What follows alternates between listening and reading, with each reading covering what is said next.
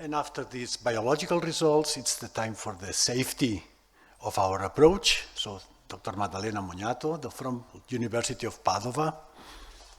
Please. Thank you, Maddalena. Thank you, Santi. I would like to say that it has been a pleasure for me to join this Light4Lungs project and to contribute to assess the safety of Light4Lungs, the safety of light-emitting particles. Maybe it's okay? Okay.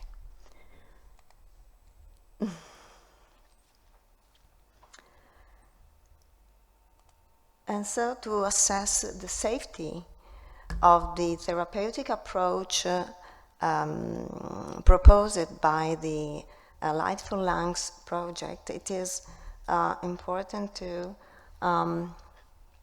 evaluate the biocompatibility of human cell lines to treatment with light-emitting particles. And to this purpose, we use human cell lines derived from a respiratory epithelium, and we analyzed the cell viability of cells incubated for 24 and 72 hours after left exposure. We then evaluated the cellular uptake of light-emitting particles and the clearance of light-emitting particles by macrophages of the lung, and at the end, the genotoxic potential of light-emitting particles. So the human cell lines selected for this study recapitulate the different districts of the lungs, and especially we focused on two normal cell lines. Sorry, which is this one, okay? The normal one and the other normal one. And then in addition, three cancer cell lines deriving from lung adenocarcinoma with bronchial, alveolar, and epithelial district. And as a first indication of biocompatibility, we determined the cell viability of cells incubated for 24 hours and 72 hours with increasing concentration of light-emitting particles of two types, with those with glutamic acid and others with polyethylene glycol. And the results that you can see here derive from a cellular assay that basically is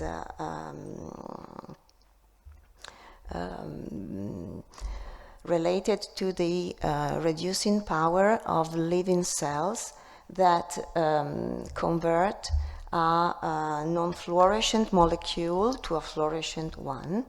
And the cell viability appears as quite similar in treated cells compared with untreated controls for quite all cell lines, even at longer incubation times,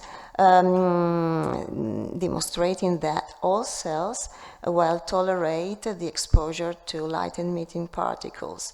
There is only one cell line, this one, that showed a marked reduction of cell viability as a consequence of LEP incubation, and this is probably due to the fact that this cell line is very sensitive to changes in the pH of the culture medium, and this happens when LEPs are dispersed in the culture medium and trigger acidification of the culture medium. So this is the only cell line that responded in this way, whereas the other cell lines show it on the wall high viability. We then tested for this high dose of 100 microgram per ml, viability of cells exposed for 24 hours to both labs, both kind of labs.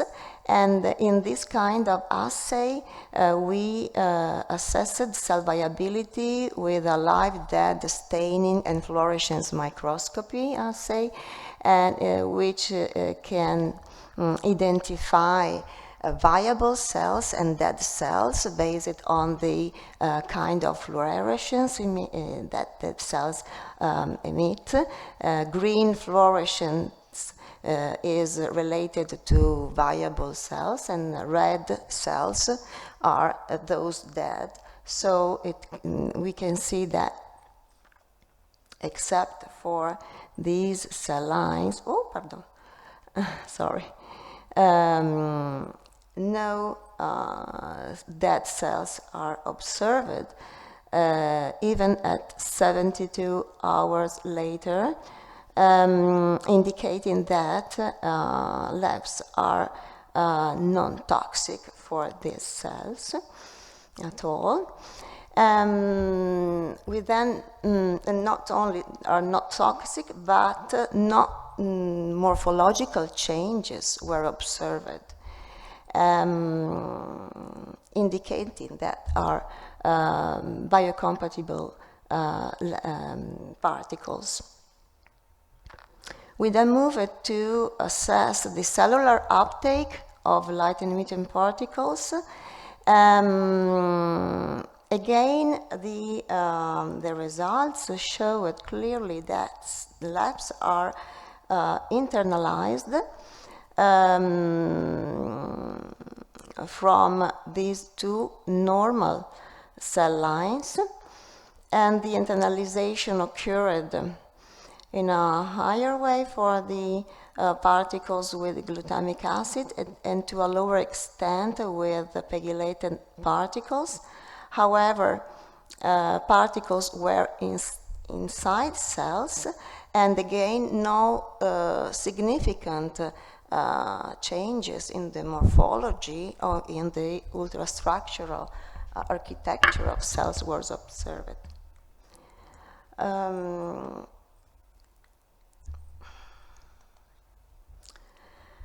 Then we looked at the clearance of light-emitting particles, but macrophages.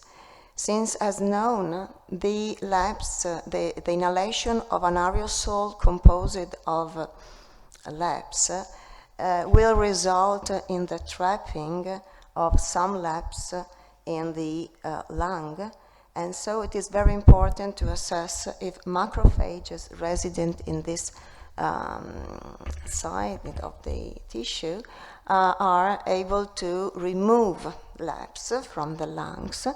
And then we, to achieve this important point, we incubated the cells with, we incubated macrophages with the two types of labs at this high concentration, again, 100 microgram per milliliter for 24 hours, and the results indicate that labs are internalized, and these phagocytic cells are able to remove in an efficient way the labs. Then, as at the end of this analysis of biocompatibility, we asked if in somehow labs can induce a genotoxic response, since, as you know, nanoparticles, although are non-toxic for a cell, can, however, induce changes in cell gene expression that somehow can affect the cell behavior. And so we incubated three cell lines, the two normal ones and the tumoral one, with 2 doses of labs, 1 microgram, that is a low dose, and a high dose of 100 microgram per milliliter. And we incubated cells for 24 hours and 72 hours. At the end of incubation time, cells were processed for total RNA isolation. Total RNA isolated has been analyzed with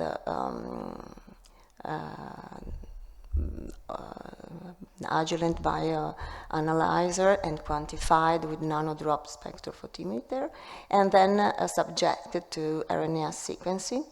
And the data of RNA sequencing were then analyzed with the bioinformatic analysis to identify genes differentially expressed. That means genes that show changes in the expression compared to control untreated cells. And when we say differentially expressed genes, we have to think one upregulation or downregulation of the normal level of expression of that genes.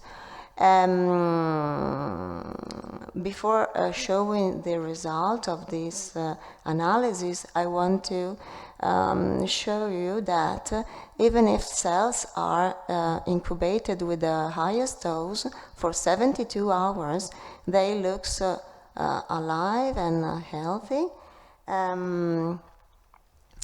The result of gene expression identified several genes that showed changes in the expression, and the differentially expressed genes were cell-specific. So each cell line showed a number of differentially expressed genes according to the cell type. Once identified, differentially expressed genes were used to perform bioinformatic analysis to identify which biological categories are mainly enriched. And here we can see here the results obtained in healthy cells incubated for 24 and 72 hours with the 2 doses. And here is the number of differentially expressed genes found. And with these genes, we found enriched several pathways that are here indicated, but as you can see, no pathway related to toxicity was significantly enriched, meaning that no apparent toxicity emerged also from gene expression analysis. And then also the similar result was observed in the other cell line, in the normal one. And again, no pathway related to toxicity was found at both time points after incubation. And according to the tumoral, according to the tumoral cell line, instead there was a difference in terms of the number of genes differentially expressed, that you can see it's very, very small, and so no pathway enrichment is possible. And the only thing that we can at the moment say is that probably this cell line is very strong, and despite the internalization of particles that have been demonstrated, probably the particles are also externalized in a quicker way, and so no gene expression alteration can be detected. However, the response of these cells towards the 2 doses used for gene expression analysis have been analyzed in terms of clonal forming ability. This clonal forming ability was tested at the same time when total RNA was extracted, to get information about the healthy status of these cells. And this is a further confirmation of the fact that cells are able to form clones as control untreated cells.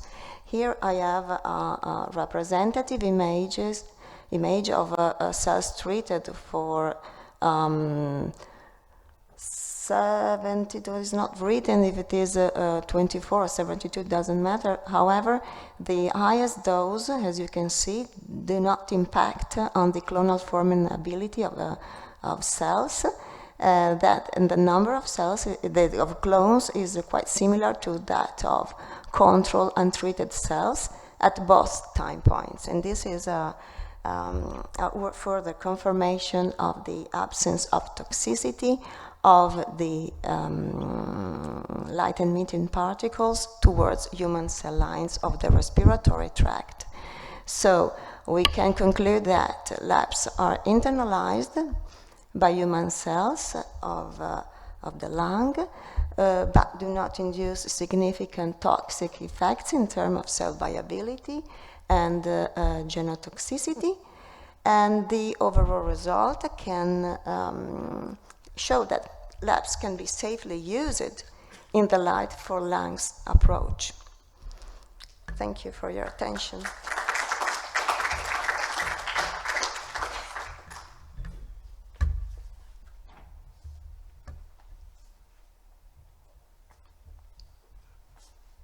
Questions, comments? There is one question over there.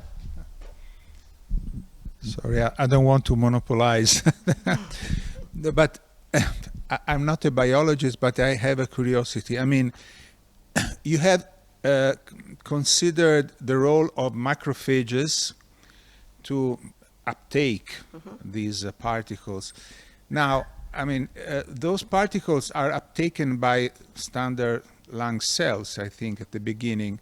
Yes. And then what happens, I mean, when the macrophages arrives? I mean, they destroy the cell, or they take the nanoparticles which are still around? Yes, the second one, since macrophages are usually employed to phagocyte apoptotic bodies, usually, but not healthy cells. So in this way, we were able to show that cells of the human lungs can internalize LAPS, but they are still alive and healthy. And those LAPS that remains around are captured, internalized by macrophages. Yeah, because I have a comment in this case, because we are working on cellular vehicles, cells to bring some nanoparticles, for instance, to the tumor. So our idea was to have them internalized by macrophages in a quite large number and with high efficiency. And this we achieved this result by changing the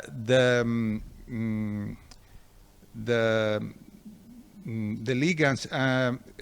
We moved from anionic to cationic pegylation, and this increase in an incredibly large manner the absorption, the uptake of the macrophages. So if the final goal is to have this cleaning action due to the macrophages, you can also work on the pegylation. Yes. To increase the factor. So but I don't know if it worked in your case. I mean, in our case, it was very effective. We have to test it. Thank you.